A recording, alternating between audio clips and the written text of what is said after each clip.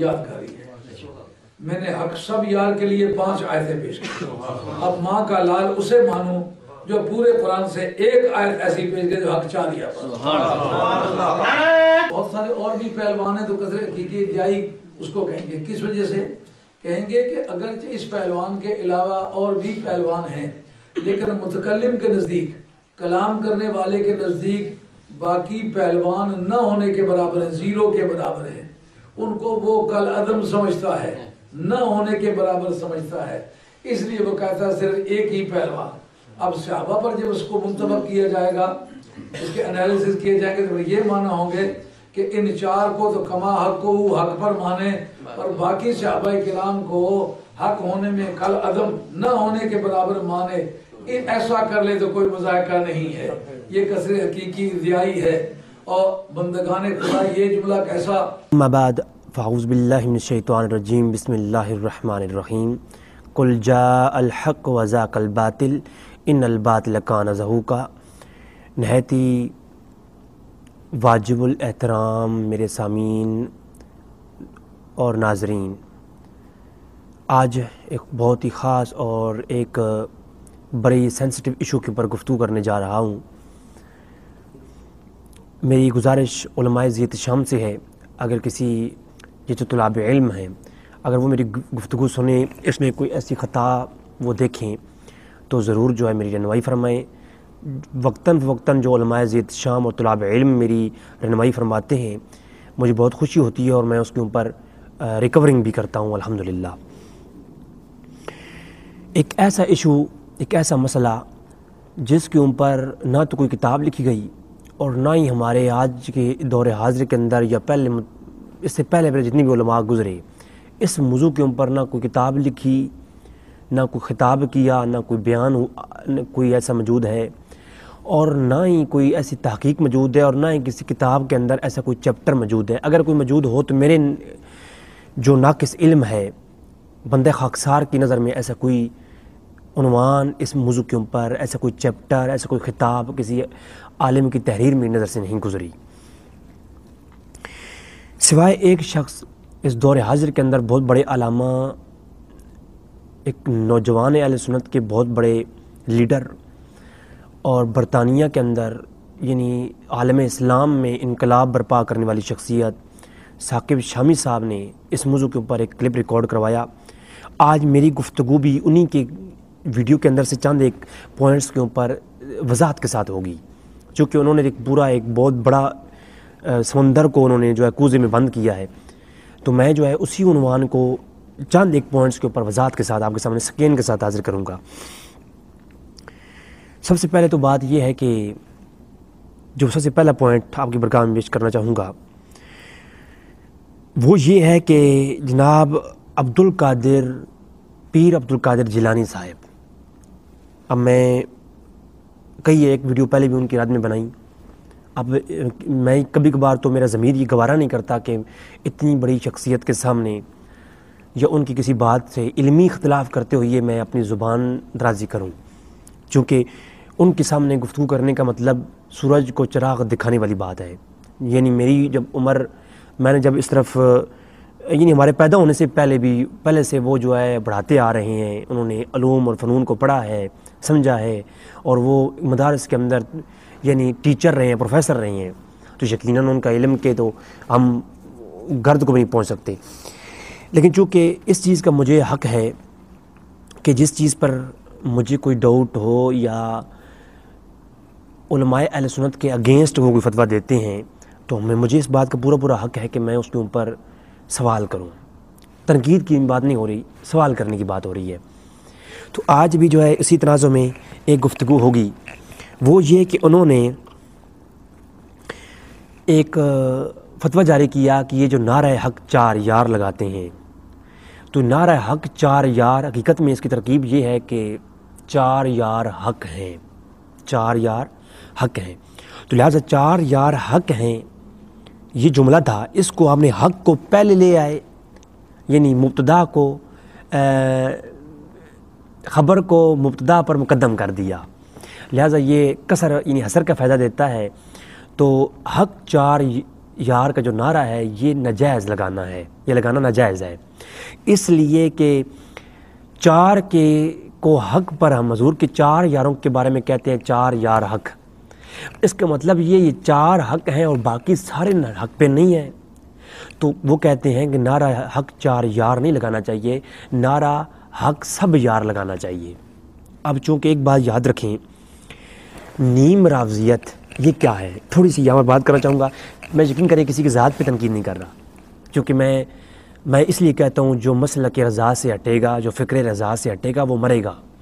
کتنے بڑے بڑے علامہ ہیں جب وہ مسلک رضا کو چھوڑ کر اپنے علم کے اوپر گھمنڈ کرتے ہوئے، جب ان کے بہت سارے لوگ ماننے والے بن جاتے ہیں نا، احمد رضا خان فاضل بریلوی رحمۃ اللہ تعالیٰ کا نام لیتے ہیں، پھر وہ پیری بھی سنبھال لیتے ہیں، جب بہت سارے لوگ ان کے ماننے والے ہو جاتے ہیں، پھر ان کو غیظہ ہو جاتا ہے نا علم کا، جب علم کا حیضہ ہو جاتا ہے تو پھر وہ ایسے بے لگام بولتے ہیں، اور پھر آخر کار وہ ایک بڑی جماعت اہل سنت جماعت کی عوام کی، ایک بڑی جماعت جو عوام الناس کی ہے، جو ان کے ساتھ جڑی ہوتی ہے، ان کو گمراہ کر دیتے ہیں اور ان کو باقی علماء اہل سنت سے جو ہے وہ یعنی بدظن کر دیتے ہیں۔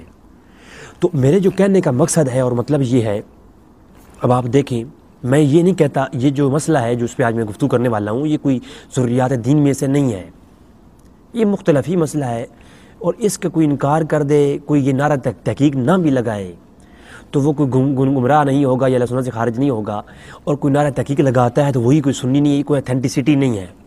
لیکن میں عرض یہ کرنا چاہتا ہوں کہ ایک چھوٹا سا ایشو ہے، ایک مختلف ہی مسئلہ ہے، اس کے اوپر اس طرح سے فتوی جاری کرنا کہ یہ نعرہ لگانے والے جتنے بھی ہیں وہ سارے کیا ہیں، وہ گمراہ ہیں، وہ 4 کو حق پہ کہتے ہیں، یہ تو کلمہ حصر ہے اور یہ کسر کا فائدہ دیتا ہے، تو وہ کہتے ہیں جی یہ کسر کی وجہ سے اس کا مطلب یہ ہے کہ 4 ہی حق پر ہیں باقی حق پر نہیں ہے، تو یہ لگانے والے کون کہیں گمراہ ہیں۔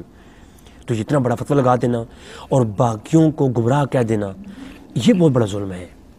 یاد رکھیں، میں آتا ہوں گفتگو کی طرف آؤں گا وضاحت کے ساتھ، میں انشاءاللہ تمام اصول کتابوں سے بتاؤں گا کہ پیر عبدالقادر صاحب نے جو اتنی بڑے شخصیت اور علمی شخصیت ہے ان کو توجہ دلاؤں گا کہ اس طرف آپ توجہ فرمائیں کہ آپ نے جو ہے جو کسر کی تعریف کی ہے اور کسر کی جو کسر حقیقی کی اوپر آپ نے اس بنیاد کی فتویٰ دیا ہے، تو کسر کے باقی جو اقسام ہیں ان کے اوپر آپ نے توجہ نہیں دی، اور اس کے علاوہ کسر کے جو لوازمات ہیں انشاءاللہ کتابوں سے دکھاؤں گا بھی اور آپ کے سامنے بتاؤں گا بھی۔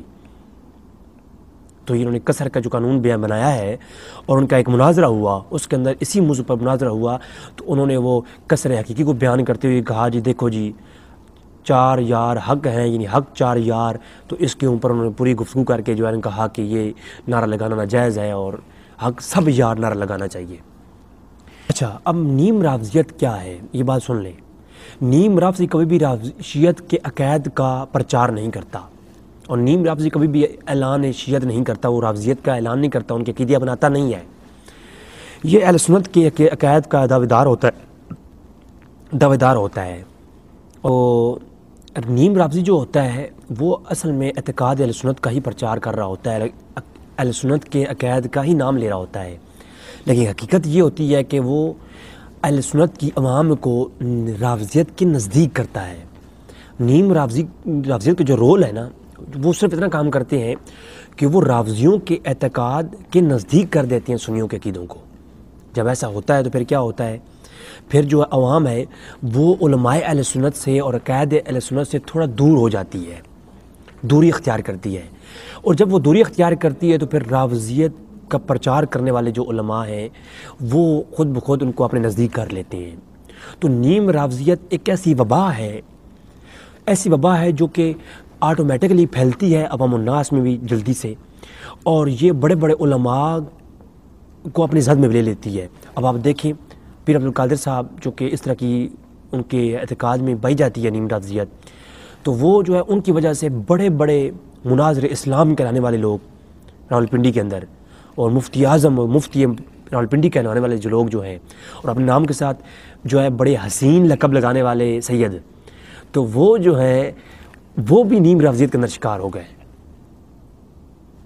تو وہ اعلیٰ حضرت کا نام لیتے ہیں، لیکن اعلیٰ حضرت کا نام لے کر کے وہ ان کے اندر نیم رافضیت پائی جاتی ہے، اور امیر معاویہ رضی اللہ تعالیٰ عنہ اور دیگر اس طرح کے وہ گفتگو کرتے ہیں، اور صحابہ کرام کی شان میں تنقیص کرنے کے راستے ڈھونڈتے ہیں، اور رافضیت کے قریب کرنے کے راستے ڈھونڈتے ہیں عوام الناس کو، تو یہ نیم رافضیت ہوتی ہے۔ تو عبدالقادر صاحب نے بہت ساری آیات پیش کر کے کہا جی کہ سب یار حق پر ہیں، حق 4 یار کا نعرہ لگانا چاہیے، حق سب یار کا نعرہ لگانا چاہیے۔ تو جو انہوں نے آیتیں پڑھی اس سے ہمیں کوئی اختلاف نہیں ہے کہ حضور کے سارے یار ہی حق پر ہیں۔ اب وہ یہ کہتے ہیں کہ یہ جو حق 4 یار کا نعرہ ہے نا، اصل میں یہ جملہ تھا 4 یار حق ہیں۔ تو اس جملے کے اندر سے جو خبر ہے یعنی حق ہے، اس کو مقدم کر دیا مبتدا پر، یعنی 4 یار سے پہلے لے آئے حق کو، حق 4 یار، تو حق 4 یار ہیں بنا دیا جملہ۔ اب جب یہ اصول ہے علماء نحو کا، اور آگے چل کے میں گفتگو کروں گا اس موضوع کے مطابق علماء بلاغیہ کا، کہ جب مقدم کیا جائے خبر کو مبتدا پر تو پھر یہ حصر کا فائدہ دیتا ہے، یعنی کسر جو ہے وہ کیا ہوتا ہے۔ اب علماء نحو جو ہیں وہ کہتے ہیں کہ حصر معصور یہ ہوتا ہے کہ جب کسی بھی خبر کو مبتدا پر مقدم کیا جائے۔ آگے چل کے میں ساری چیزیں وہ بتانے والا ہوں، دکھانے والا ہوں۔ اور اسی طرح علماء بلاغیہ یہ کہتے ہیں کہ جب کسی خبر کو مبتدا پر مقدم کیا جائے تو یہ کسر مکسور الیہ کہتے ہیں اس کو، تو یہ جو ہے حصر کا فائدہ دیتا ہے، یعنی وہ اپنے علاوہ باقی تمام کی نفی کر رہا ہوتا ہے۔ یعنی اگر یہ لفظ ہیں کہ حق 4 یار حق ہیں، تو اس کا مطلب یہ ہے کہ 4 یار ہی حق ہیں، باقی سارے حق پر نہیں ہے، کل کی نفی ہے۔ تو وہ یہ کہتے ہیں کہ یہ عبدالقادر صاحب کی میں پیمانہ بتا رہا ہوں، ان کا جو یہ اصول ہے وہ اصول ان کا بتا رہا ہوں، یہ اصول میرا نہیں ہے، انہوں نے یہ بیان فرمایا اپنے مناظرے کے اندر بھی اور اپنی ویڈیوز کے اندر بھی۔ اور پھر وہ یہ کہتے ہیں کہ 4 یار حق کا نعرہ نہیں لگانا چاہیے، حق سب یار نعرہ لگانا چاہیے۔ انہوں نے ایک نیا نعرہ لگا دیا ہم کو، پرانے نعرے کی اہل سنت کے پرانا نعرہ تحقیق کی جو ہے رد کر دیا اور اپنا نعرہ دے دیا۔ عبدالقادر صاحب نے اپنی وہ ترکیب وغیرہ بھی جو بنائی، اس کے اوپر انشاءاللہ ہم بات کریں گے کہ تقدم الخبری تقدیم ما حق ہو، تاخیر جو انہوں نے وہ پیش کی، تو اس کے اوپر ہم انشاءاللہ اس قانون کے اوپر وضاحت کے ساتھ ہماری آج کی گفتگو ہوگی۔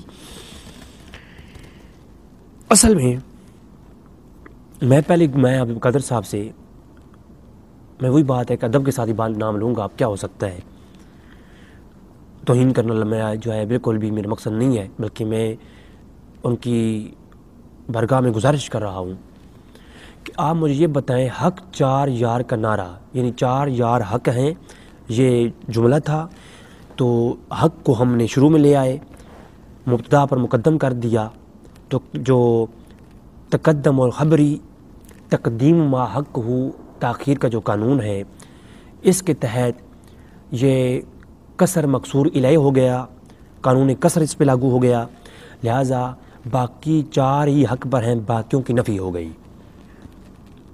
تو یہ قانون جو آپ نے بنایا ہے، اسی کو سامنے رکھ کر کے پہلا سوال میرا یہ ہے کہ آپ کہتے ہیں، آپ اس کے قائل ہیں کہ 5 تن پاک، 5 تن پاک، یعنی 5 تن پاک ہیں، ٹھیک ہے، 5 تن پاک۔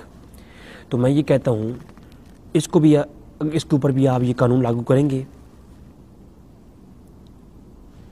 اور آپ نے اپنے مناظرے کے اندر ایک اور بھی قانون پیش کیا، جس قانون کے انشاءاللہ آگے چل کے میں اس کی وضاحت بھی کروں گا، جو کہ آپ نے عداد کی قانون پیش کرتے ہوئے عداد کے متعلق آپ نے کہا جی کہ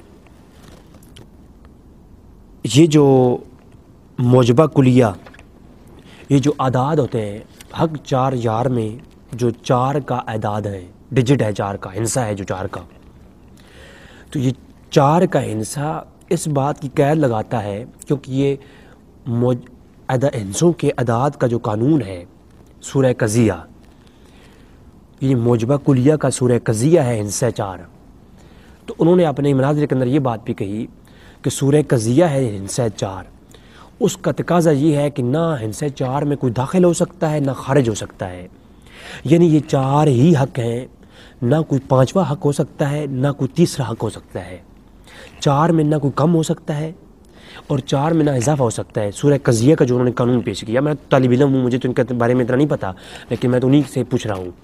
تو جو سورہ قضیہ کا آپ نے قانون پیش کیا کہ جو ہندسہ 4 ہے وہ اس کا تقاضا کرتا ہے، سورہ قضیہ ہے، اور ان میں نہ کوئی داخل ہو سکتا ہے نہ کوئی خارج ہو سکتا ہے. اور دوسری بات انہوں نے یہ کہی کہ چونکہ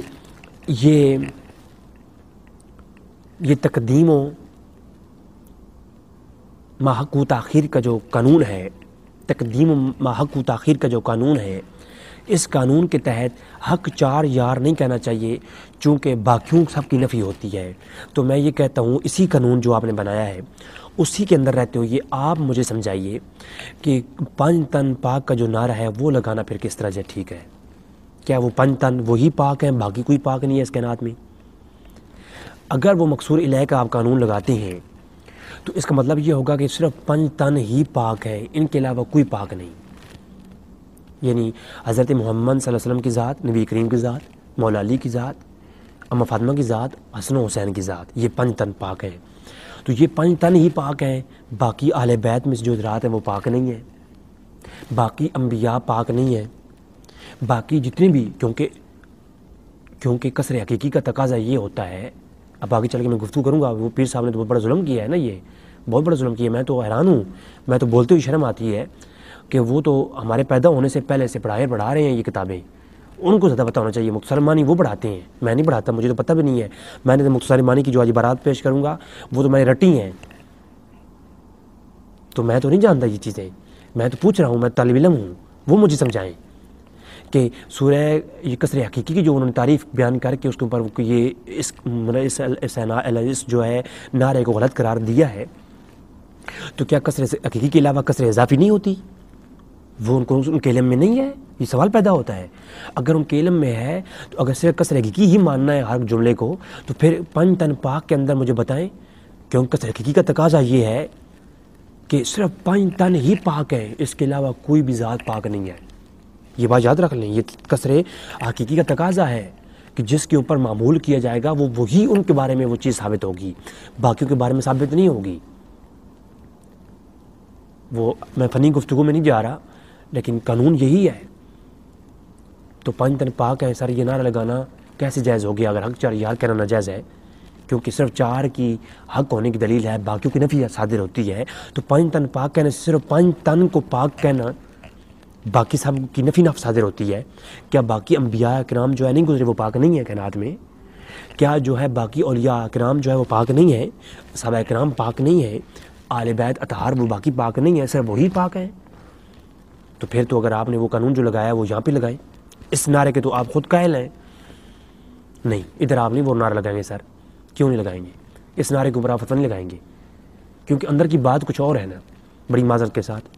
اب اگلی بات، یہ حق فرید یا فرید کے جو نعرے لگائے جاتے ہیں، کبھی ان کے اوپر بھی آپ کلام کر دیں، پھر ان کے اوپر فتویٰ لگا دیں کہ تقدیم و ماحق و تاخیر کے قانون کے تحت، قانون قصر کے تحت، قصر حقیقی کے تحت یہ نعرہ لگانا بھی ناجائز ہے. کیوں جی؟ سارے یہ کیسی آپ باتیں کرتے ہیں؟ یہ حق نبی یا نبی کی جو نعرہ ہے، تو اس طرح تو حضرت بہت سارے ایسے پوائنٹس ہیں جو آپ کے اوپر میں اٹھا سکتا ہوں، آپ ان کے اوپر جو ہے نعرہ کیوں لگاتے ہیں؟ اور پھر آپ نے جو قانون بنایا، استغفر اللہ، آپ نے کہا جی کہ سب یار نعرہ لگانا چاہیے، حق سب یار. تو میں کہتا ہوں یہ حق سب یار جو آپ کا یہ جملہ ہے، تو اس کے اوپر بھی وہ قانون لاگو ہوتا ہے. آگے چل کے میں گفتگو کروں گا کہ سب یار حق ہیں، یہ جملہ تھا تو حق کو شروع میں لے آئے تو حق سب یار. تو سب یار کیا تھا؟ مبتدا تھا. تو سب یار مبتدا تھا، حق کو پہلے لے آئے تو یہاں پر بھی وہ قانون آ گیا. تو اس کا مطلب ہے اللہ کے رسول کے جو یار ہیں وہ سب یار صحابہ ہی حق پر ہیں، باقیوں کی نفی صادر ہوتی ہے. آپ حق پر نہیں ہیں، تابعین حق پر نہیں ہیں، پہلے انبیاء حق پر نہیں ہیں. حضور کے یاروں کے باہر جو کوئی بھی ہے، حضور کے سب یار حق پر، باقی سارے بیر جو ہے وہ یار وہ حق پر نہیں. تو جو آپ نے خود نعرہ بنایا ہے نا، وہ آپ کے بنائے ہوئے قانون کے تحت وہ بھی غلط ہے. کیونکہ اگر آپ تک قصر حقیقی بیان کریں گے نا حق 4 یار پر، تو جو آپ نے کہا کہ حق 4 یار کا نعرہ نہ لگانا چاہیے، حق سب یار نعرہ لگانا چاہیے، تو حق سب یار کا جو نعرہ ہے اس کے اندر بھی سب کو آپ سب یار حق ہیں، یہ جملہ تھا، حق کو شروع میں لے کے آئے تو سب یار مبتدا ہے، حق جو ہے وہ خبر ہے، تو خبر کو آپ نے مقدم کر دیا، حق سب یار، تو اس جملے کے اندر بھی کسر موجود ہے، حسر پایا جاتا ہے، تو اس کے اندر بھی وہ جملے کے اندر بھی تو آپ کا قانون فٹ ہوتا ہے، یعنی اللہ کے رسول کے سب یار ہی حق پر ہیں، باقی جتنے ہیں وہ حق پر نہیں ہیں، تابعین، تبع تابعین، محدثین، اولیاء اللہ اور باقی پہلے انبیاء بھی حق پر نہیں ہیں۔ تو آپ نے جو جتنے بھی یہ الزامی جواب میں نے دیے ہیں، جتنے بھی قانون آپ نے بنائے، وہ سارے قانون آپ کے گھاٹے فٹ ہوتے ہیں حضرت صاحب، تو آپ مجھے سمجھائیے پھر تو کیا کیا جائے؟ اب آپ کا گزارش کر سکتے ہیں ہم، وہی کہہ رہا ہوں کہ سورج کو چراغ دکھانے والی بات ہے۔ اچھا، اب آتے ہیں اگلی قانون کی طرف۔ ناظرین، سب سے پہلے قانون کسر کیا ہے اور قانون کسر کی حقیقت کیا ہے، اس کے اوپر میں آج کلام کروں گا۔ حق 4 یار کہنے والے کا عقیدہ دیکھا جاتا ہے، حقیقت تو یہ ہے، حقیقت یہ ہے کہ یہ مسئلہ مختلف ہی ہے، یہ کوئی ضروریات میں سے نہیں ہے۔ پیر صاحب نے جتنا بڑا اس مسئلے کو بڑا بنا کے پیش کیا ہے، یہ ضروریات دین میں سے کوئی مطلب جو ہے نا نہیں ہے یہ عمل، اور نہ یہ اجماعی مسئلہ ہے کہ اس کا انکار جو ہے وہ تکفیر کی زمرے میں آ جائے گا منکر، بلکہ مسئلہ مختلف ہی ہے، اور مسئلہ مختلف ہی کے قانون میں نے پہلے پیش کیے ہیں کہ مرتکد کے اعتقاد کو دیکھا جاتا ہے۔ حضرت صاحب خود جانتے ہیں، اب میں تو اس پہ بولوں بھی مجھے شرم آتی ہے کہ ہم لوگ، مجھے کیا علم اس کے بارے میں، حضرت صاحب خود پڑھاتے ہیں ان چیزوں کو کہ مسئلہ مختلفی میں مرتکد کے اعتقاد کو دیکھا جاتا ہے کہ اس کا عقیدہ کیا ہے، وہ کس عقیدے کے تحت ایک عمل کر رہا ہے۔ اس لیے کہا جاتا ہے کہ کوئی عمل کرنے والا کتنا ہی بڑا عمل کر رہا ہو، اگر وہ مسئلہ اجماعی طور پر حرام نہیں، مسئلہ مختلفی کا مرتکب ہے، تو اس کے پہلے اس کا عقیدہ پوچھنا چاہیے، پھر اس کے اوپر فتویٰ صادر ہوتا ہے۔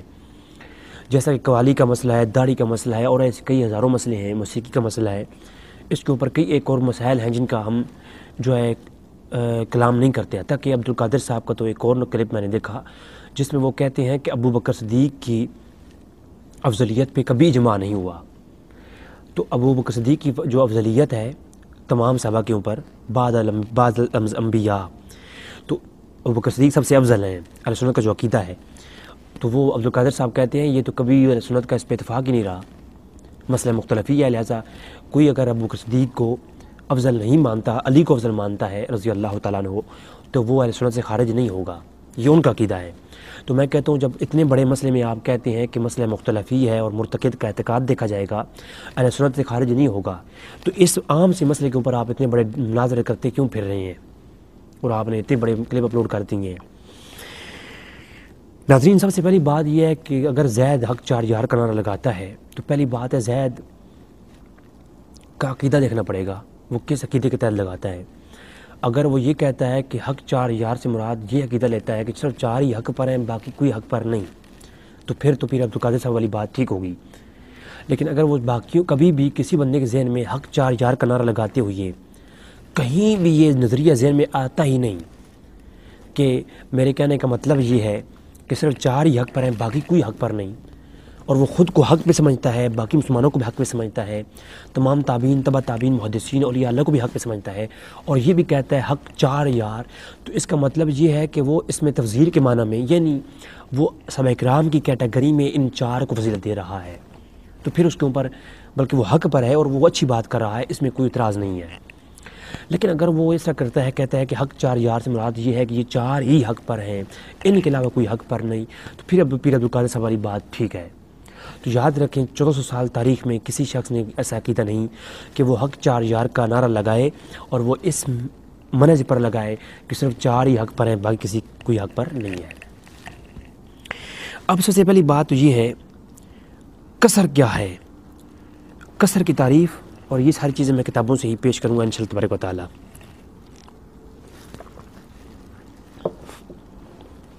ناظرین، کسر کی تعریف آپ کو مختلف کتابوں سے مل جائے گی، جن میں امام ابن حدید علم النحو کے اندر، کلام کے اندر، علم البلاغہ کے اندر اور علم اللغات کے اندر کسی کا بھی نہ قول لیا جا سکتا ہے، یہ آپ لوگ جانتے ہیں۔ ٹھیک ہے. تو الفلک الدائر علی مثل سائر، جس کی شرح ابن اسیر نے لکھی ہے. یہ کتاب ہے عبدالحمید بن ہبۃ اللہ ابن ابی حدید. ٹھیک ہے. تو یہ بہت بڑے ایک ائمہ لغہ میں سے، ائمہ بلاغہ میں سے بہت بڑے امام ہیں. انہوں نے الفلک الدائر کے اندر بھی قصر کی تعریف کی. اس کے علاوہ مختصر معنی کے اندر، مختصر معنی جو کہ آپ مدارس کے اندر پڑھتے بھی ہیں، تو اس کے اندر بھی جناب اس کی جو ہے وہ تفصیل موجود ہے. باقاعدہ ایک پورا چیپٹر ہے قصر کا. قصر کیا ہے میں انشاءاللہ آگے چل کے اس کو پیش کروں گا. مختصر معنی کے اوپر آج ہمارا کلام ہوگا. تو اس کے علاوہ جواہر البلاغہ، یہ مدارس کے مختلف نصاب کے اندر شامل بھی ہے. اس کے اندر بڑے ہی خوبصورت انداز میں جواہر البلاغہ میں علم البلاغہ کے متعلق اور قصر کے متعلق اور حصر کے متعلق بڑی خوبصورت وضاحت کے ساتھ گفتگو ہے. میں چاہوں گا کہ وہ سب لوگ اسی سے استفادہ کریں. یہ جنہیں کتابوں کو نام لے رہا ہوں، الفلک الدائر کے علاوہ ساری کتابیں آپ مجھ سے PDF میں لے سکتے ہیں. الفلک الدائر آپ مکتبہ شاملہ سے آپ دیکھ سکتے ہیں. مکتبہ شاملہ میں جا کر کے ایزیلی آپ الفلک الدائر ابن حدید کا مطالعہ کر سکتے ہیں. میں نے بھی جو عبارات آج کوٹ کروں گا الفلک الدائر سے، وہ میں نے مکتبہ شاملہ کی مدد سے ہی لی ہیں. اس کے علاوہ الاتقان امام سیوطی رحمۃ اللہ علیہ. اگر آج کوئی بھائی فہم قرآن جاننا چاہتا ہے، اگر کوئی بھائی آج یہ چاہتا ہے کہ وہ قرآن کے فنون اور علوم کو پڑھے اور قرآن کو کے فہم کے ساتھ قرآن کو سمجھے، تو بڑی کتابیں اچھی اچھی ہیں. علماء سے آپ پوچھ سکتے ہیں، شاید مجھ سے بہتر جاننے والے علماء آپ کو بہتر جو ہے وہ مشورہ دیں. لیکن میرے نزدیک اردو ترجمہ میرے پاس موجود ہے الاتقان امام سیوطی رحمۃ اللہ علیہ کی کتاب کا. الاتقان فی علوم القرآن، یہ کتاب آپ مجھ سے لیں. امام سیوطی کی الاتقان، یہ میرے پاس قلمی نسخہ بھی موجود ہے PDF کے اندر، اور دیگر بھی آپ کو جو ہے مطبوع مل جائیں گے عربی کے اندر. اور اس کی ترجمہ اردو کے اندر بھی شائع ہو چکا ہے. وہ بھی آپ PDF کی صورت میں بندہ فقیر سے لے سکتے ہیں یا میری ویب سائٹ سے لے سکتے ہیں. بالکل فری میں دے رہا ہوں، میں کوئی پیسے نہیں لے رہا. تو آپ یہ ضرور پڑھیں، آپ قرآن کے علوم و فنون سے آپ واقف ہو جائیں گے. آتے ہیں گفتگو کی طرف جناب. سب سے پہلے تو امام سیوطی رحمۃ اللہ علیہ کتاب اور دیگر کتابوں سے میں قانون قصر اور قصر کیا ہے اس کے بارے میں کلام کروں گا. یاد رکھیں کہ قصر یعنی کیا ہوتا ہے کہ جملے کی جو ترتیب ہوتی ہے، پہلے مبتدا ہوتا ہے پھر خبر ہوتی ہے. یعنی اگر میں کہوں کہ زید عالم، کہ زید عالم ہے، اب یہ جملہ ہے، پہلے کیا ہے، پہلے مبتدا ہے اور پھر کیا ہے، پھر خبر ہے. لیکن اگر میں اس کو الٹا کر دوں، یعنی میں خبر کو پہلے لے آؤں مبتدا کو بعد میں لے جاؤں، تو میں کہہ دوں کہ پہلے میں نے کیا کہا تھا، زید عالم. اگر اب میں کہوں کہ عالم زیدن، یعنی میں نے خبر کو پہلے لے آیا مبتدا پر مقدم کر دیا. تو اس پہ علماء کا جو قانون ہے وہ یہ ہے، تقدم الخبری تقدیم ما حقہ تاخیر، کہ اگر جس کا حق یہ تھا کہ وہ بعد میں آئے، تاخیر میں آئے، اس کو پہلے لایا جائے، یعنی مبتدا کے اوپر مقدم کیا جائے خبر کو، تو یہ قصر کا فائدہ دیتا ہے. علماء نحو کے نزدیک اسے حصر معصور کہتے ہیں، حصر معصورہ کہتے ہیں، اور علماء بلاغہ کے نزدیک اسے قصر مقصور الیہ کہتے ہیں. یہ ایک قانون ہے، ٹھیک ہے. اس کو علماء جو ہے نحو نے، علماء بلاغہ نے اپنی کتابوں کے اندر جن نام میں نے لیے ان کے اندر بیان کیا ہے. آگے چل کے سب کچھ پیش کروں گا انشاءاللہ. اب یہ چیز آپ نے دو چیزیں ذہن میں رکھنی ہے. جب میں کہیں بھی اس کلام کے اندر گفتگو کے اندر یہ کہوں گا تقدیم ما حق ہو تاخیر، تو اس سے مطلب یہ ہے کہ خبر کو مقدم کرنا مبتدا پر، میں یہ کہوں گا، اس کو آپ ذہن میں رکھ لیں. اور جب میں کہیں زید عالم یا عالم زیدن کا لفظ کہوں گا تو آپ سمجھ لیں کہ میں وہ چیز سمجھا رہا ہوں، تاکہ آپ اس چیز کو بخوبی سمجھ سکیں. اب جملہ یہ تھا کہ زید عالم ہے، زید عالم، لیکن اگر جو ہے جب میں نے زید کو بعد میں لے گیا اور مقدم کیا عالم کو پہلے، یعنی خبر کو مقدم کیا مبتدا پر، میں نے کہا عالم زیدن، یعنی زید ہی عالم ہے، زید ہی عالم ہے. جب میں نے یہ جملہ بنایا تو زید ہی عالم ہے، اب اس میں حسر پایا جاتا ہے، کسر پائی جاتی ہے، یعنی زید ہی عالم ہے، زید کے علاوہ کوئی اور عالم نہیں ہے، اب یہ کسر ہے۔ اب اس کے آگے کس میں ہے، اب یہ دیکھنا پڑے گا کہ یہ کس مقام پہ جملہ کہا گیا، یعنی زید ہی عالم ہے، یہ کہنے والے نے اس لیے کہا کہ اس شہر میں زید ہی عالم ہے، اس کا مطلب یہ ہوگا شہر کے بعد اور بھی عالم ہوں گے۔ لیکن اگر کہنے والے نے اس نظریے سے کہا کہ زید ہی عالم ہے اور حقیقت میں یہ ہے کہ پوری دنیا میں زید ہی عالم ہے اور کوئی نہیں، تو اسے کہیں گے کسر حقیقی تحقیقی۔ آگے چل کے گفتگو ہوگی اس کے اوپر، تو پھر تو بات ٹھیک ہے۔ لیکن اگر یہ آپ سمجھتے ہیں کہ جو مبالغہ آرائی سے کسی نے یہ کلام کیا ہے، اس نے کہا کہ زید ہی عالم ہے، لیکن آپ کہتے ہیں یار زید تو کے علاوہ ہمارے محلے میں 10 اور عالم ہیں، تو اس کا مطلب ہے اس سے پوچھا جائے گا، مرتقد سے پوچھنا پڑے گا، بھئی تم تو کہتے ہو زید ہی عالم ہے، عالم زیدن، زید ہی عالم ہے، تم تو یہ کہتے ہو، لیکن جناب عالم تو زید کے علاوہ اور بھی ہیں، آپ نے ایسے کیسے کہہ دیا؟ اب وہ اپنے عقیدے کی وضاحت کرے گا۔ اب وہ آپ کو کہے گا بھائی میں جس محفل میں بیٹھا ہوا تھا، میں نے اس محفل میں یہ کہا تھا کہ اس محفل میں زید ہی عالم ہے، تو اس کا مطلب یہ ہے کسر موجود ہے، لیکن کسر کی ایک حدود مقرر کر دی گئی، جسے اس کو کسر اضافی کہتے ہیں، آگے چل کے میں کسر اضافی افرادی کہتے ہیں اسے۔ اب وہی بات ہے کہ میں پیر عبدالقادر صاحب کے سامنے یہ کیا گفتگو کروں، میں تو طالب علم، اور وہی بات ہے کہ سورج کو چراغ دکھانے والی بات ہے۔ اگر وہ ایک شخص کی طرف اشارہ کر کے کسر کرتا ہے، حسر کرتا ہے، ایک شخص مبالغہ آرائی کرتے ہوئے، اور حقیقت میں بھی یہ ہے کہ وہ جو کلام کر رہا ہے اس کا عقیدہ پوچھنا پڑے گا، اس نے کس تناظر میں یہ کلام کیا۔ اب کو کہتا ہے حق چار یار، تو اب جو یہ نعرہ لگاتے ہیں ان سے پوچھنا پڑے گا کیا تم یہ سمجھتے ہو یہ 4 ہی حق پر ہیں، ان کے علاوہ کوئی حق پر نہیں؟ یعنی حق 4 یار، یعنی 4 یار ہی حق ہیں۔ اگر کسر کریں گے نا تو معنی ترجمہ یہ بنے گا کہ 4 یار ہی حق ہیں۔ اگر 4 یار ہی حق ہیں تو اب نعرہ لگانے والے سے پوچھو بھئی آپ نے کس تناظر میں یہ نعرہ لگایا ہے؟ کیا 4 یار کے علاوہ کوئی حق پر نہیں؟ 5 تن ہی پاک ہیں، تو اب نعرہ لگانے والے سے پوچھو بھئی کیا تم سمجھتے ہو بھئی یہ 5 تن ہی پاک ہیں اور کوئی نہیں؟ تو پھر وہ اپنے عقیدے کی وضاحت کرے گا۔ اسے کہتے ہیں مرتقد کے اعتقاد کو دیکھ کر کے۔ اگر کوئی یہ کہے اب کہ لا الہ الا اللہ، نہیں کوئی معبود الا اللہ مگر اللہ، اب اس میں کسر حقیقی پایا جاتا ہے، تحقیقی۔ کیوں؟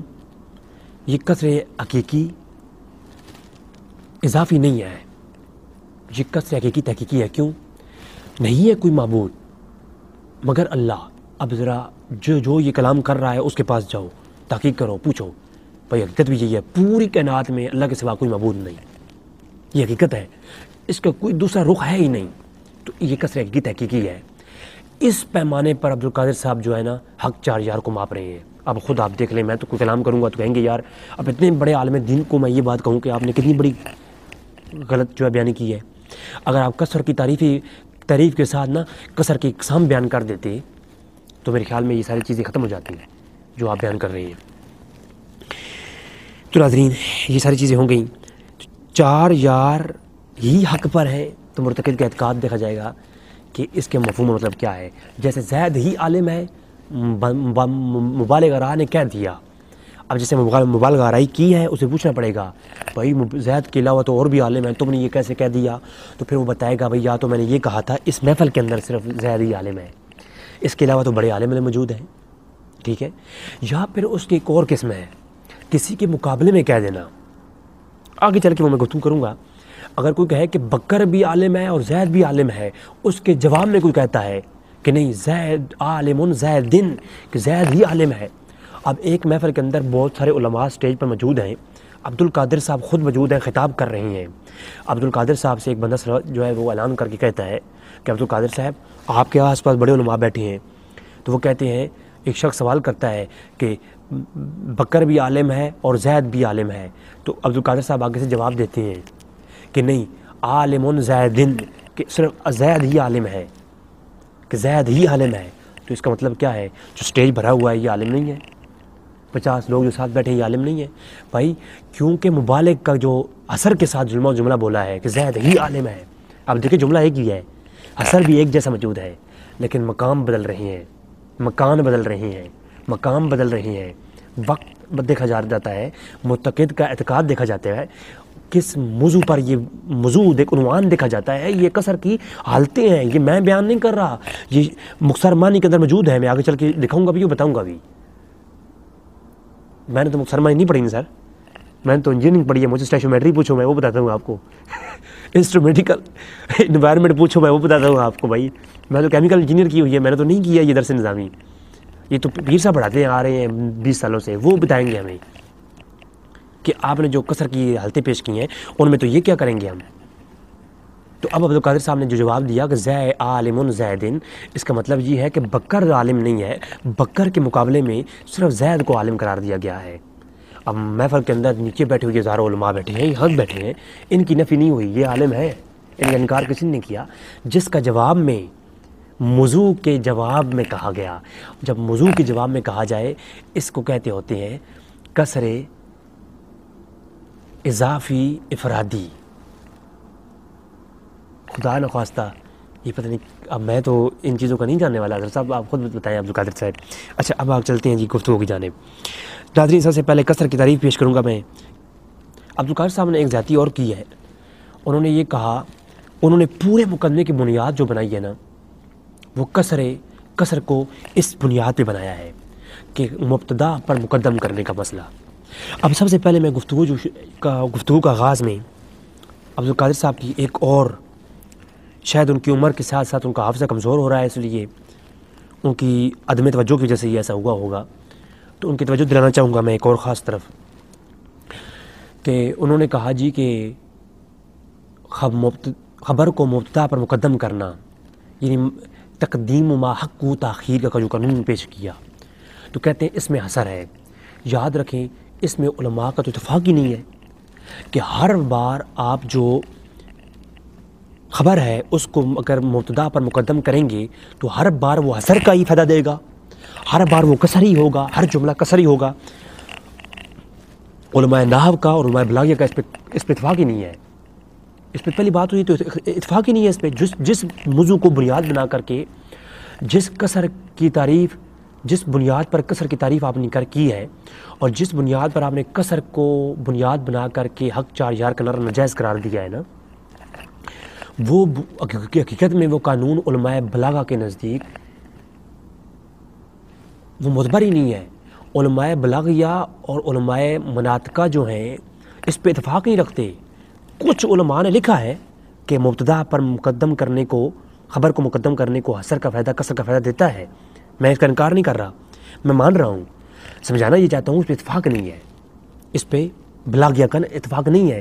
بلاغیہ اس میں جو ہے کلام کرتے ہیں کہ ہر کسر جو ہے ہر جملے میں مبتدا پر خبر کو مقدم کرنے سے کسر لازم نہیں آتی.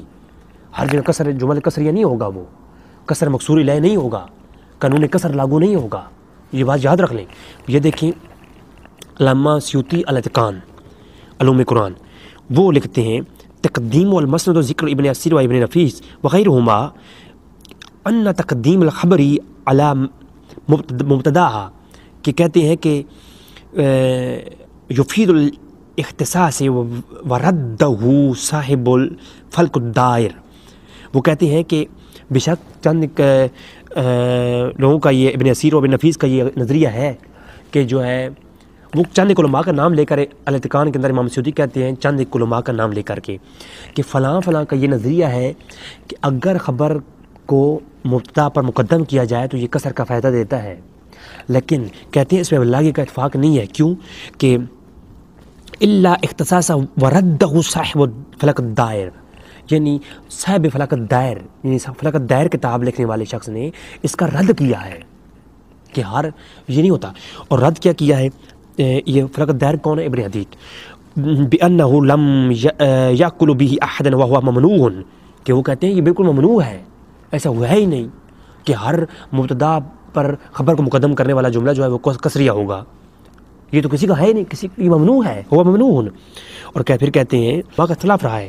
اور پھر فلک الدائر کا ڈائریکٹ والا آپ سنیں, یہ فلک الدائر ہے, اس کے اندر ابن حدید صاف کہتی ہیں کہ اگر یہ جو خبر ہے وہ یہ میرے نزدیک بھی زیادہ معتبر بھی یہی ہے, جتنا میں نے, مجھے نہیں اتنا, میں طالب علم ہوں, مجھے نہیں پتہ اتنا, لیکن جتنا میں اس کثر کے قانون کو میں نے پڑھا اور میں نے سمجھا, اس کے اندر اس قانون جو عبدالقادر صاحب کہہ رہے ہیں, اس کے اندر جو قانون یہ فلک الدائر صاحب فلک الدائر نے امام ابن حدید نے پیش کیا ہے نا, یہ زیادہ معتبر ہے, اس کو لیا جائے گا میرے خیال میں, کیونکہ کیا حقیقت کے نزدیک بھی یہی ہے.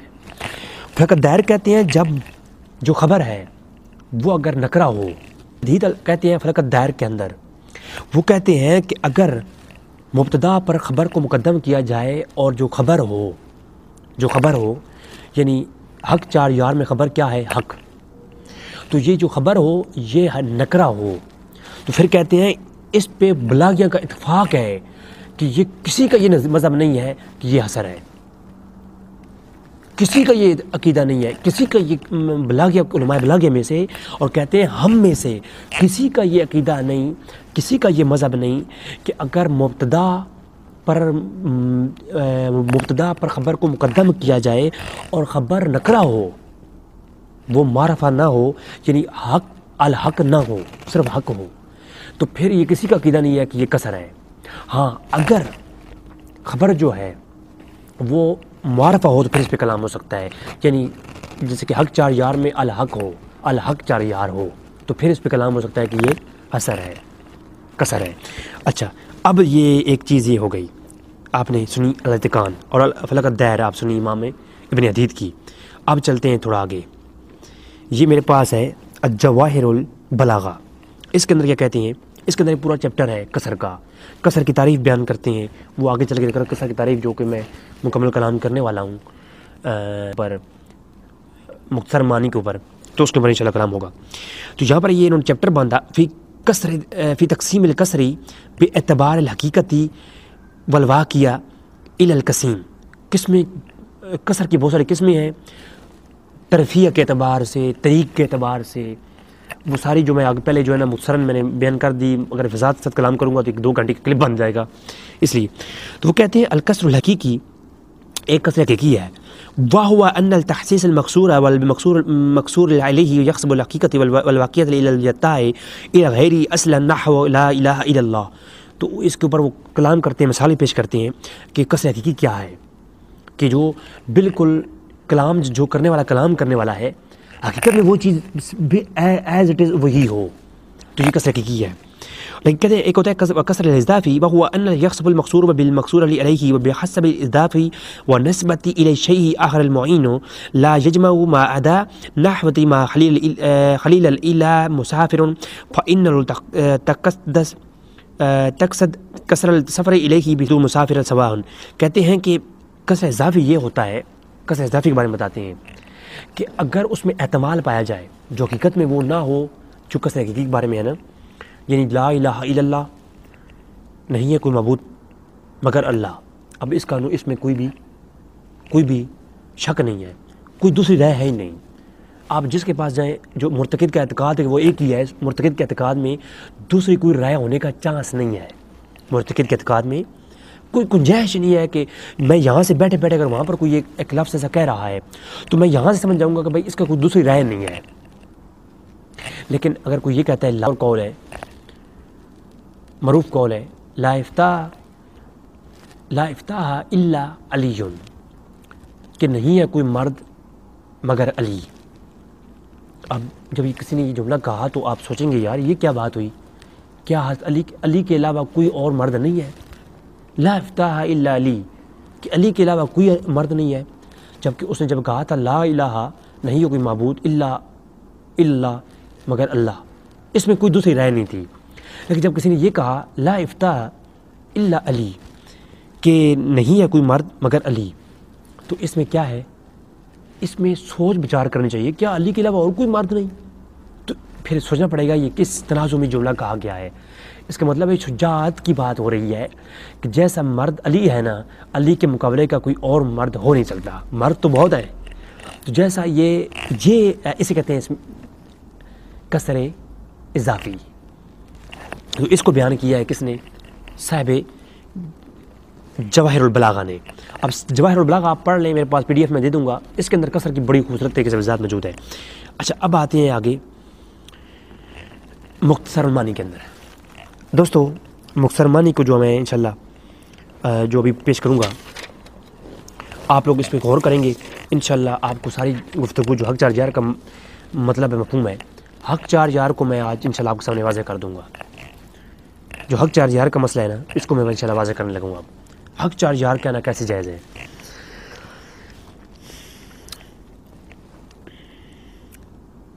قصر کیا ہے؟ کسی ایک شے کو کسی دوسری شے کے ساتھ خاص کر دینا، ایک خاص طریقوں پر ملا دینا، یہ قصر کہتے ہیں. مختصر معنی کے اندر پورا چیپٹر ہے القصر کا، اس کے اندر تعریف ہو القصر تعریف القصر و تقسیم ہی یہ چیپٹر ہے. تو کیا وہ تعریف کیا کرتے ہیں؟ تعریف سنیں. فی اصطلاح التخصیص شیء بشیء بطریق المخصوص، یعنی کسی شے کو ایک شے کو دوسری شے کے ساتھ ایک مخصوص طریقے پر ملا دینا. یہ کیا ہے؟ یہ قصر ہے، قصر کی تعریف ہے. وہ حقیقی و غیر حقیقی، یہ دو قسم کے ہیں، ایک حقیقی اور غیر حقیقی. اب حضرت صاحب نے یہ اس کے اوپر کلام نہیں کیا، کیونکہ اس پہ کلام کرتے تو پھر ان کا جو وہ شیش محل تھا وہ گر جانا تھا.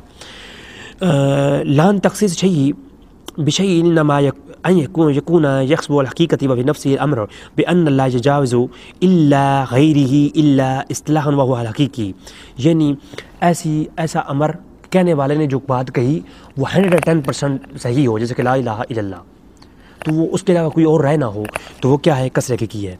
لیکن کہتے ہیں کہ ولا او يحسب اضافه الا شيئا بان لا يجاوز الا ذلك الشيء وإن أمكن أن يتجاوز إلا شيء في جملة وهو غير حقيقي، یعنی اگر ایسی چیز ہو جس کے اندر احتمال پایا جاتا ہو، دوسری رائے پائی جاتی ہوں، ایک چیز کو خاص چیز کے ساتھ ملایا، اب اس کا مکان دیکھا جائے گا، اس کا موضوع دیکھا جائے گا، وہ تمام چیزیں پائی جاتی ہوں کہ موضوع کے اعتبار سے ہو. جیسے کہ عالم زید عالم ہے، اب ہو سکتا ہے اس کا معنی یہ ہوگا زید ہی عالم ہے، تو اس کا مطلب یہ نہیں زید کے علاوہ اور کوئی عالم نہیں دنیا میں، ہو سکتا ہے اس محفل میں 4 عالم اور ہوں. تو اب کلام کرنے والے کو دیکھا جائے گا، یہ غیر حقیقی ہے. یہ قصر ہے، لیکن قصر غیر حقیقی ہے. قصر بظاہر تو قصر نظر آئے گا جملے میں، لیکن قصر ہوگا نہیں. ٹھیک ہے. اور پھر اب آپ سے کوئی یہ سوال کرے، میں نے آپ مختصر معنی کے اندر سے میں نے آپ کے سامنے تعریف اور حقیقی اور اضافی کی تعریف پیش کی. اب جو ہے اگر آپ سے کوئی یہ سوال کرے کہ حق 4000 کا نعرہ لگانا ناجائز ہے، یہ جائز کس طرح ہے؟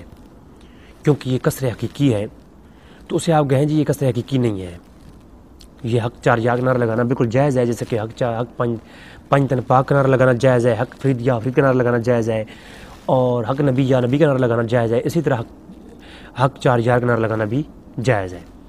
اگر یہ اس کو ناجائز کہیں گے تو سب نعروں کو ناجائز کہیں گے. اگر اس کے اندر قصر پایا جاتا ہے اور اس کا مفہوم مطلب یہ ہے کہ 4 ہی حق پر ہیں اور حق پر نہیں ہے، تو آپ سے کوئی سوال کرے یہ بات کر کے اور قصر بیان کرے، تو آپ اس کا جواب یوں دیں گے. پہلا جواب تو یہ دیں گے کہ قصر حق 4000 کے جملے میں 4 حق ہیں، تو حق کو خبر کو مبتدا پر مقدم کیا تقدیم و ما حق کو تاخیر کے تحت، تو یہ قصر کا فائدہ دیتا ہے. تو آپ نے سب سے پہلا جواب یہ دینا ہے کہ اس پر علماء بلاغیہ کا، علماء مناطقہ کا، علماء نحو کا اس پر اتفاق ہی نہیں ہے کہ ہر خبر کو مبتدا پر مقدم کرنا یہ قصر مقصوری لائے ہے. اس پر کسی کا اتفاق ہی نہیں ہے. پہلا جواب آپ نے یہ دینا ہے. ٹھیک ہے، علماء بلاغیہ کا یہ اتفاق نہیں ہے. دوسرا جواب یہ دینا ہے کہ یہ قصر حقیقی موصوف علی صفہ ہے. یہ قصر حقیقی موصوف علی صفہ ہے. اگر قصر پایا جاتا ہے جملے کے اندر کہ 4 ہی حق ہیں، تو اب اگر جملہ کرنے والے نے یہ جملہ کیا ہے کہ جامعہ رضویہ میں زید ہی عالم ہے اور عالم اور بھی ہوں، تو اس کا مطلب ہے یہ حقیقت میں مبنی نہیں ہے. یہ جو قصر ہے یہ حقیقت میں مبنی نہیں ہے، یہ قصر اضافی ہے. لیکن اگر وہ حقیقت یہ ہو کہ جامعہ رضویہ میں اور کوئی عالم نہیں، زید ہی عالم ہے، کیونکہ جس وقت زید کے بارے میں کہا گیا اس وقت جامع میں چھٹیاں تھیں، سب لوگ عالم گھر گئے ہوئے تھے، جامع کے اندر ایک ہی عالم تھا، زید۔ حقیقی یہ ہے کہ زید کے علاوہ کوئی عالم نہیں، میں نفی جلی ما ادا کر دی کہ زید کے علاوہ اس کائنات میں کوئی عالم نہیں۔ اس کی زمرے میں تو کوئی بھی جو ہے نا، جو حق سب یار ہیں، حق سب یار ہیں۔ سب کیا ہے؟ سب یار کیا ہے؟ یہ مبتدا ہے، اور حق کیا ہے؟ خبر ہے۔ خبر کو پہلے لے آئے، حق سب یار ہیں، اس کا مطلب یہ ہے کہ سارے صحابہ ہی حق پر ہیں، ان کے علاوہ میں نفی جلی ما ادا کر دی، صحابہ کرام کے علاوہ کوئی حق پر نہیں ہے۔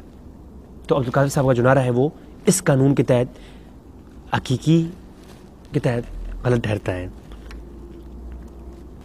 کسر حقیقی کی ترفیع کے اعتبار سے دو قسمیں ہیں۔ کسر حقیقی صف علی موصوف، یعنی کسی صفت کو موصوف کے ساتھ خاص کرنا کسر میں، اور ایک ہے کسر موصوف علی صفہ، یعنی کسر حقیقی موصوف علی صفہ یہ ہے کسی موصوف کو صفت کے ساتھ خاص کرنا۔ اب اگر کسر صف علی موصوف دیکھا جائے تو 4 یار ہی حق پر ہیں، 4 یار ہی حق پر ہیں، تو ہم نے نفی جلی ما ادا کر دی۔ لیکن اگر کسر حقیقی موصوف علی صفہ دیکھا جائے تو جملہ یہ بنے گا 4 یار حق ہی ہیں، 4 یار حق ہی ہیں، حق کے علاوہ کچھ بھی نہیں ہے، کیونکہ ہم نے اس میں کیا کیا، جو موصوف تھا، موصوف کیا تھا 4 یار، اور صفت کیا تھی، حق۔ حق موصوف کو حق کے ساتھ خاص، صفت کے ساتھ خاص کیا ہے، موصوف کو صفت کے ساتھ خاص کیا، تو اس کا مطلب کیا ہوا کہ 4 یار حق ہی ہیں، یعنی باطل پر نہیں ہے۔ اب اس کا جملے کا معنی کیا بنے گا؟ اگر کوئی یہ اعتراض کرے کہ 4 یار حق کہنا جائز نہیں کیونکہ علی حق پر ہیں، باقی 3 حق پر نہیں، تو اس کا جواب دیتے ہوئے آپ کہیں گے نہیں، 4 یار ہی حق پر ہیں، 4 یار ہی حق پر ہیں۔ مطلب یہ کہ تم کہتے ہو ایک حق پر ہے، ہم کہتے ہیں نہیں 4 یار ہی حق پر ہیں، تو جملہ یہ بنے گا کہ 4 یار ہی حق ہے، 4 یار، ایک یار حق نہیں، 4 یار ہی حق ہیں، چاروں کے چاروں حق پر ہیں۔ پھر صفت کسر حقیقی موصوف علی صفہ، کسر حقیقی موصوف علی صفہ اگر بنوایا حق 4 یار کے جملے کو کسر حقیقی موصوف علی صفہ مانا جائے تو کیا ہے؟ پھر یہ کہنا جائز ہے، حق 4 یار کسر حقیقی موصوف علی صفہ مانا جائے تو کہنا جائز ہے۔ یہ جملہ کسریہ ہوگا، لیکن کسر کے ہونے کے باوجود بھی کون سا کسریہ ہے؟ اس کا کسر موضوع میں پایا جائے گا۔ اس کا کسر کس میں ہے؟ صفت میں ہے، موصوف میں نہیں ہے، موصوف کے اندر نہیں ہے، یہ صفت کے اندر ہے۔ جیسا کہ میں نے پہلی آیت پڑھی تھی جو ہے نا آپ کے سامنے، جاء الحق وزاق الباطل، کہ حق آیا اور باطل گیا، یا حق کا مقابلہ کس کے ساتھ ہے؟ باطل کے ساتھ۔ یہاں پر کیا ہے؟ حق 4 یار حق ہی ہے، حق 4 یار کے جملے کو جب موصوف علی صفہ بنائیں گے آپ، کسر حقیقی موصوف علی صفہ، تو یہ جملہ کیا بنے گا؟ حق 4 یار جملہ کیا بن جائے گا؟ 4 یار حق ہی ہے۔ تو پھر جب اس جملے یہ جملہ بن جائے گا تو یہ جملہ کہنا اس اعتبار سے کہنا کیا ہے؟ جائز ہے۔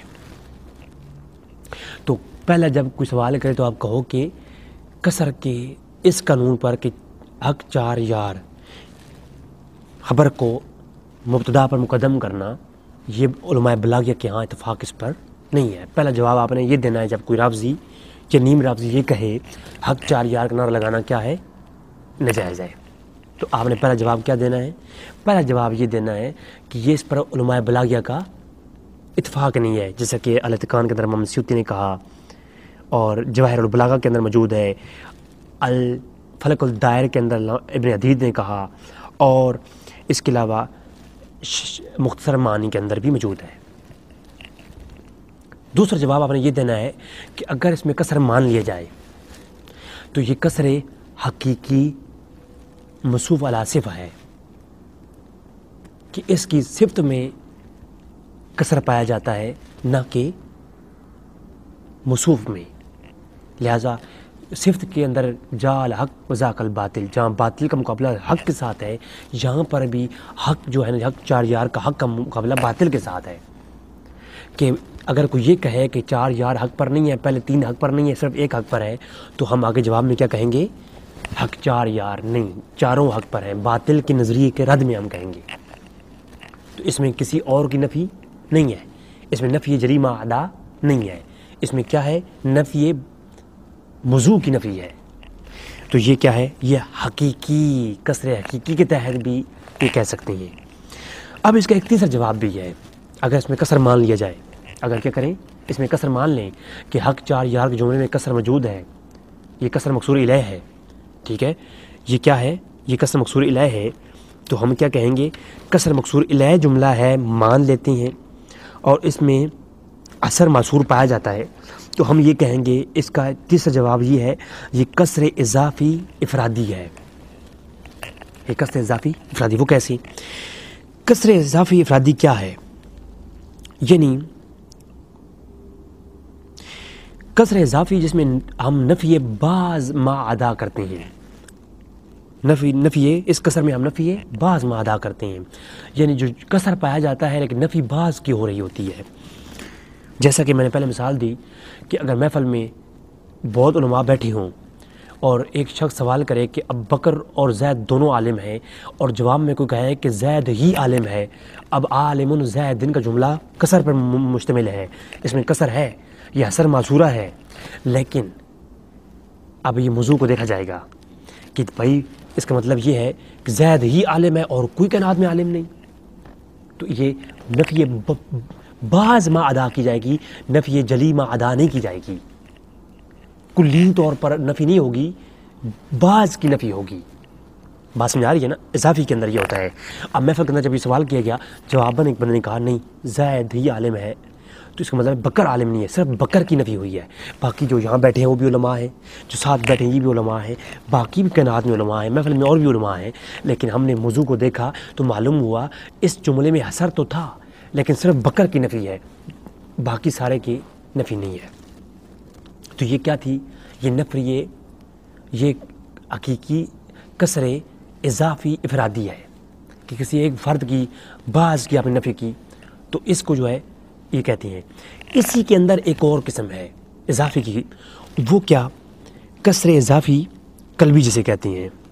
وہ ایسے ہے کہ اگر کسی کا نظریہ ہو کہ زاہد جاہل ہے، ایک محفل کے اندر عبدالقادر صاحب بیٹھے ہیں، کوئی شخص کھڑا ہو کہتا ہے کہ عبدالقادر صاحب جاہل ہیں. وہ جاہل نہیں ہے، ماشاءاللہ عالم ہے، میں تو بات کر رہا ہوں ویسے ہی. کوئی یہ کہتا ہے کہ عبدالقادر صاحب جاہل ہیں. اب ایک شخص کھڑا ہوتا ہے عالم، وہ کہتا ہے نہیں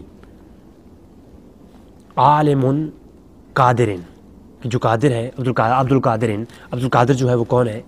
وہ عالم ہے، عبدالقادر ہی عالم ہے. اب وہ یہ کسر موجود ہے، لیکن یہ کسر جو ہے جس کے جواب میں ہے، جس شخص نے یہ کہا کہ عبدالقادر کیا ہے؟ جاہل ہے.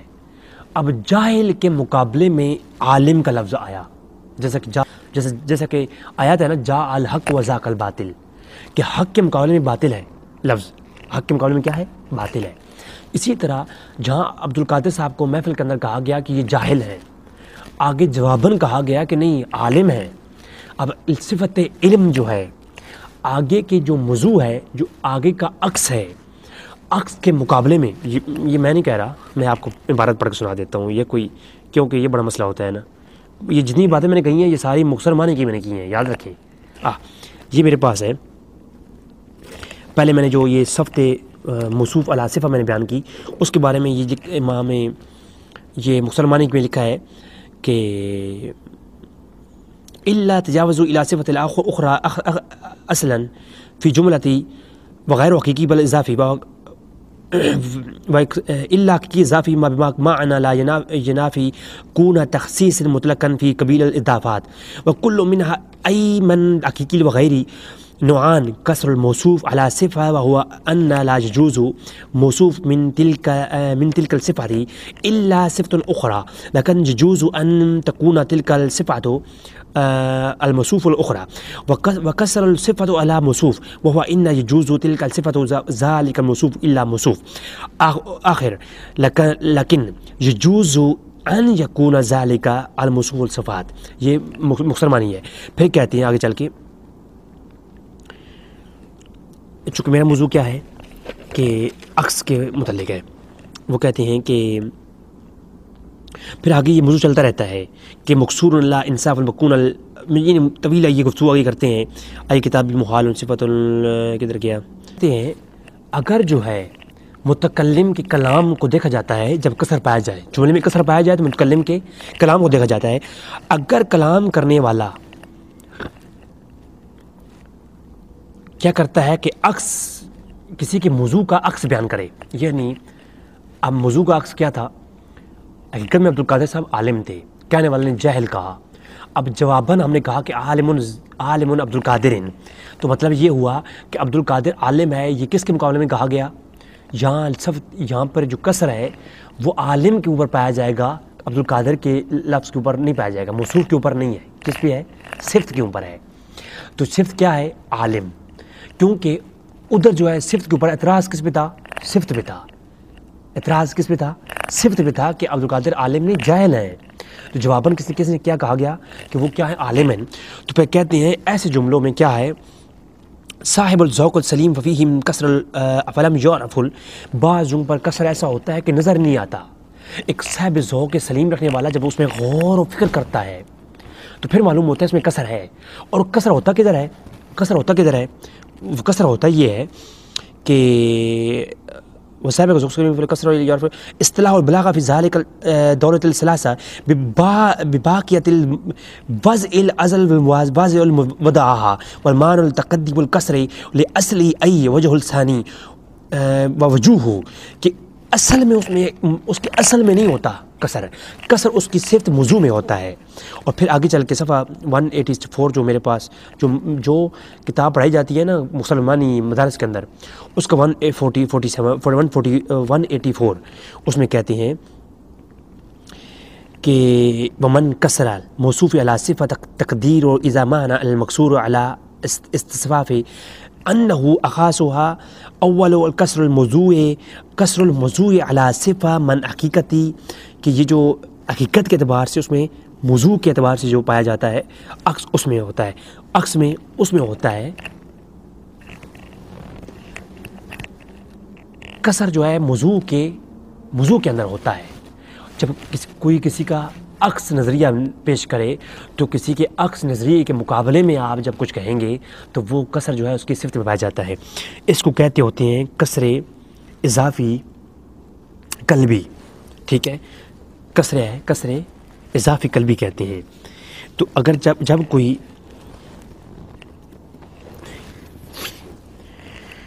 آپ سے کہے کہ حق 4 یار کا نعرہ لگانا کیسا ہے، تو پہلا جواب آپ نے کیا دینا ہے؟ جو میں نے جواب آپ کو تحقیقی پیش کر کے دیا ہے وہ یہ دیا ہے کہ یہ جو ہے مبتدا کو خبر کو مبتدا پر مقدم کرنا، یہ علماء بلاغیہ کا اس پہ اتفاق نہیں ہے، لہذا کسر اس میں پایا نہیں جاتا۔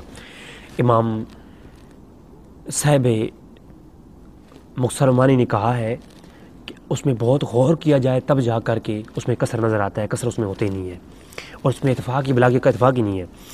دوسرا جواب یہ ہے کہ اگر اس کو کسر مان لیا جائے، جیسے کہ عبدالقادر صاحب کہتے ہیں یہ کسر ہے، تو یہ کسر حقیقی موصوف علی صفہ ہے، یہ دوسرا جواب۔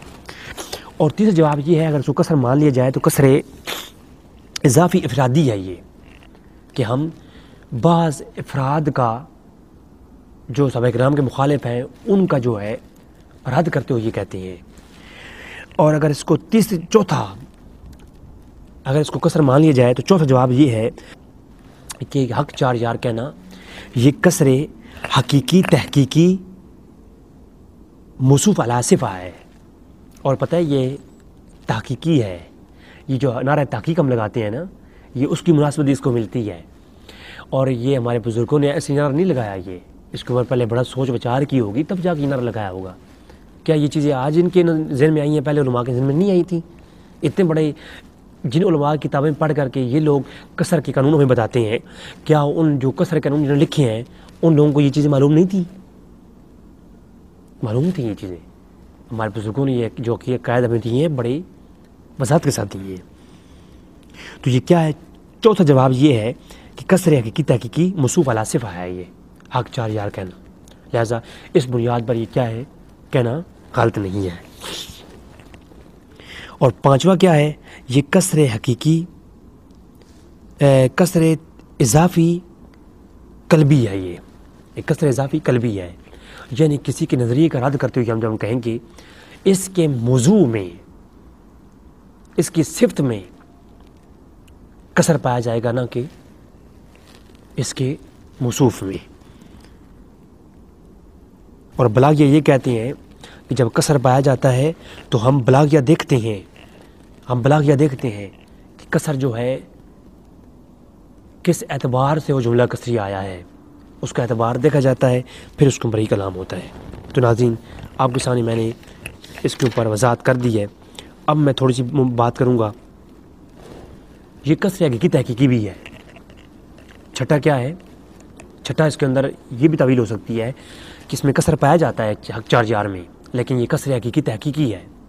یہ کیا ہے؟ کسر حقیقی تحقیقی ہے. یہ وہ کیسے؟ لا الہ الا اللہ، نہیں ہے کوئی معبود مگر اللہ. اور دوسرا جملہ ہے لا افتہ الا علی، نہیں ہے کوئی مرد مگر علی. اب دونوں جملے وزن پہ ایک ہیں، لیکن پہلے جملے کے اندر جب آپ تو غور کریں گے تو سننے والا فوراً یقین کرے گا کہ اس کے علاوہ کوئی دوسرا متبادل جملہ نہیں ہے، اللہ ہی معبود ہے. لیکن جب یہ کہیں گے لا افتہ، کوئی نہیں ہے مرد مگر علی، تو اس کے اندر تعویل ہوگی. یعنی علی کو مرد کہا گیا، کیا کائنات میں حقیقت میں کوئی اور مرد نہیں ہے؟ صرف علی ہی مرد ہے، باقی ساری عورتیں ہیں. حالانکہ حقیقت یہ نہیں ہے، مرد اور بھی ہیں. اب بھی ہزاروں مرد ہیں، اس وقت بھی ہزاروں مرد تھے، پہلے بھی مرد گزرے ہیں. تو مطلب یہ ہے کائنات میں مرد اور بھی ہیں، لیکن علی کو اس لیے کہا گیا کہ جیسا شجاعت رکھنے والا شخص علی بہادر علی مرد ہے نا، باقی مردانگی نہ ہونے کے برابر ہے. باقی مرد علی کی مردانی اور شجاعت کے مقابلے میں نہ ہونے کے برابر ہیں. یعنی ہم نے کیا کیا؟ ہم نے جو حقیقت ہے اس کا رد کر دیا مبالغہ آرائی کرتے ہوئے. حقیقت کا رد کر دیا مبالغہ آرائی کرتے ہوئے. اسے کہیں گے حقیقی تحقیقی، کسر حقیقی تحقیقی. اور ایک ہوتا ہے کسر حقیقی ادعائی. وہ کیا ہوتا ہے؟ اس کو صاحب مسلمانی نے بیان کیا ہے، میں بس ابھی وہ برات نہیں پڑتا، ٹائم نہیں ہے. لا افتح الا علی، کہ نہیں ہے کوئی مرد مگر علی. اب اس کو جملے کو دیکھیں اور ادھر دیکھیں کہ 4 یار ہی حق ہیں، 4 یار ہی حق ہیں. صرف اعلی موصوف جب بن گیا یہ جملہ تو مطلب یہ ہے کہ جیسے 4 یار حق ہے نا، جیسے 4 یار حق ہیں. اب کسر حقیقی ادعائی موصوف علی صفہ کے اوپر ہم یعنی صرف علی موصوف کے اوپر ہم کہیں گے کہ 4 یار ہی حق ہیں، تو مطلب یہ ہوگا جیسے یہ 4 یار ہیں نا باقی سارے ہی حق پر ہیں، لیکن جیسے یہ جس شان کے ساتھ یہ 4 ہیں اس شان کے ساتھ کوئی اور نہیں ہے. بات سمجھ آ رہی ہے؟ تو جیسے یہ 4 حق ہیں ایسا باقی سارے حق پر ہیں. جیسے کہ باقی سارے مرد ہیں، لیکن علی جس شان کے ساتھ مرد ہے نا کوئی اور مرد نہیں. ٹھیک ہے؟ اسی طرح باقی سارے حق ہیں، نبی بھی، ولی بھی، تابعین، تبع تابعین، سب باقی بھی صحابہ سارے حق ہیں، حضور کے یار سب یار حق ہیں. لیکن جس شان کے ساتھ علی ہے نا، جس شان کے ساتھ یہ 4 ہے نا، حق 4 یار ہے نا، اس شان کے ساتھ باقی کوئی بھی نہیں ہے. تو اس کی یہ تحقیقی ادعائی یہ بنے گی. اب رہتی یہ بات اس مقابلے کی آتی ہے کہ انہوں نے جو نعرہ ہمیں دیا ہے حق سب یار. یہ عبدالقادر صاحب کہتے ہیں کہ تم نعرہ لگاؤ حق سب یار. عبدالقادر صاحب کیا کہتے ہیں کہ حق 4 یار کا نعرہ نہ لگاؤ. یہ کہنا اس میں کسر ہے، اور کسر کی وجہ سے یہ کہنا غلط ہے کہ صرف 4 ہی حق پر ہیں باقی حق پر نہیں ہیں. تو حق 4000 کا مفہوم یہ بنتا ہے کہ صرف 4 ہی حق پر ہیں. اس کا مطلب یہ ہے صرف 4 ہی حق پر ہیں, باقی سارے حق پر نہیں ہیں. تو نعرہ یہ لگاؤ کہ سب یار حق سب یار. تو میں یہ کہتا ہوں کہ کیا سب یار ہی حق پر ہیں, باقی ولی انبیاء تابعین تبع تابعین وہ حق پر نہیں ہیں؟ تو جو جملہ جو قانون عبدالقادر صاحب نے خود بنایا ہے نا, وہ قانون ان کا اپنا دیا ہوا جو جملہ ہے حق سب یار, اس کے اوپر فٹ ہوتا ہے 5 تن پاک, اس کے اوپر ہی فٹ ہوتا ہے حق نبی یا نبی کے اوپر فٹ ہوتا ہے, جو ہے حق فرید یا فرید کے اوپر فٹ ہوتا ہے. تو ان کا جو قانون خود بنایا ہوا ہے, جو حق 4 یار کے اوپر انہوں نے لگایا ہے نا, وہی حق سب یار جو انہوں نے جملہ دیا ہے اس کے اوپر بھی لگتا ہے. کیونکہ سب یہ لفظ جو سب ہے حق سب یار, یہ لفظ جو سب ہے نا, اس کا عربی ترجمہ کیا ہے؟ کل. کل. اور فارسی میں کیا کہتے ہیں؟ ہر. علماء نحو کو اٹھا لیجئے, جواہر البلاغیہ کو اٹھا لیجئے, آپ فارسی کے اندر دیکھ لیں, عربی کے اندر دیکھ لیں, جس زبان کے اندر آپ دیکھ لیں, لفظ جو کل ہے نا, کل, لفظ کل, یہ سورہ قضیہ ہے. جیسا کہ عداد سورہ قضیہ ہوتے ہیں نا, حالانکہ عداد عبدالقادر صاحب نے تو کہا ہے کہ یہ 5 حق 4 یار میں لفظ 4 عداد ہیں, لفظ 4 ہنسا ہے. جو لفظ 4 ہے نا, 4 عدد کا 4 کا جو عدد ہے, یہ سورہ قضیہ ہے, موجبہ کلیہ کا سورہ قضیہ ہے. اور موجبہ کلیہ کا سورہ قضیہ میں نہ کوئی داخل ہو سکتا ہے نہ خارج ہو سکتا ہے, یعنی 4 ہی حق پر ہیں, 4 کے علاوہ 5واں کوئی حق پر نہیں. عبدالقادر صاحب نے ایک توجیہ یہ پیش کی ہے انہوں نے سورہ قضیہ کی. تو میں یہ کہتا ہوں اس پر علماء بلاغیہ کا اتفاق نہیں ہے, علماء مناطقہ کا اتفاق نہیں ہے کہ سورہ قضیہ ہے یہ. اب میں عبارات پیش کروں گا تو بہت وقت لگ جائے گا. تو اس پر بھی اتفاق نہیں ہے کہ جو لفظ 4 ہے, جو عداد ہوتے ہیں, عداد یہ سورہ قضیہ ہوتے ہیں. ہر عداد ہر مقام پر سورہ قضیہ نہیں ہوتے. لیکن اس بات پہ مناطقہ کا اتفاق اور اجماع ہے, بلاغیہ کا اتفاق اور اجماع ہے, علماء نحو کا اجماع ہے کہ لفظ کل جو ہے یہ سورہ قضیہ ہے. لفظ کل کیا ہے؟ سورہ قضیہ ہے. حق 4 یار کے اندر تو پھر بھی گنجائش ہے, کیونکہ 4 کا جو لفظ ہے وہ سورہ قضیہ ہے, عبدالقادر صاحب نے کہا ہے. لیکن علماء نحو کہتے ہیں اس پر اتفاق نہیں ہے کہ جو عداد ہیں وہ سورہ قضیہ ہیں. لیکن عبدالقادر صاحب کہتے ہیں حق 4 یار نہ کہو بلکہ سب یار کہو, حق سب یار. تو میں یہ کہتا ہوں جو حق سب یار لفظ سب ہے نا, اس کا اردو میں عربی کیا بنتا ہے؟ کل. فارسی کیا بنتا ہے؟ ہر. فارسی کیا بنتا ہے؟ فارسی میں سب کو کیا کہیں گے؟ ہر. یعنی حق ہر یار. انگلش میں عربی میں کیا ہوگا؟ حق کل یار. اور اردو میں حق سب یار. یہ جو لفظ کل ہے نا, یہ تمام مناطقہ کے نزدیک اس پہ اتفاق ہے کہ یہ سورہ قضیہ ہے. تو صرف سب یار ہی حق پر ہیں, سب کے علاوہ سب یاروں کے علاوہ اور کوئی حق پر نہیں. عبدالقادر صاحب خود حق پر نہیں. اس بنایا ہوئی ہے ان کا جو اصول ہے اس کے تحت, اور اس بنایا ہوئی ہے ان کا جو نعرہ ہے حق سب یار کا, اس کے تحت وہ خود بھی حق پر نہیں, صحابہ کے علاوہ تابعین بھی حق پر نہیں, تبع تابعین بھی اور پہلے انبیاء بھی, کوئی بھی حق پر نہیں, صرف سب یار ہی حق پر ہیں. تو جو انہوں نے پھندا بنایا ہے نا, اس پھندے ان کو خود ان کے گھاٹے فٹ ہو گیا. جو انہوں نے قانون بنایا یہ ان کے اپنے گھاٹے فٹ ہو گیا. تو خدا کا خاص خدا اللہ جو تبارک تعالیٰ میں, تو بے شک جو ہے یہ لفظ جو سب ہے, کل ہے, یہ موجبہ کلیہ کا سورہ قضیہ ہے. اس پہ اتفاق ہے علماء مناطقہ کا. لیکن جو عداد ہیں ان پہ علماء کا اتفاق نہیں ہے. تو یہ جو حق سب یار نعرہ ہے, اس پر تو زیادہ اعتراض ہو سکتا ہے, اس طرح کے جو اعتراض آپ نے حق 4 یار پہ کیے ہیں. اللہ تبارک تعالیٰ سے دعا ہے کہ رب تعالیٰ میں سمجھنے کی توفیق عطا فرمائے. وما علینا الا البلاغ المبین.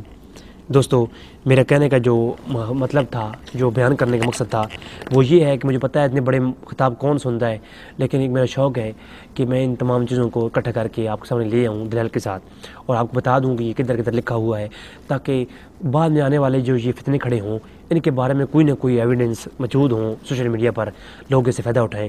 زندگی کا نہیں پتہ, رضوی بھائی کی زندگی کا نہیں پتہ کہ اس بندہ فقیر نے کب دنیا سے چلے جانا ہے.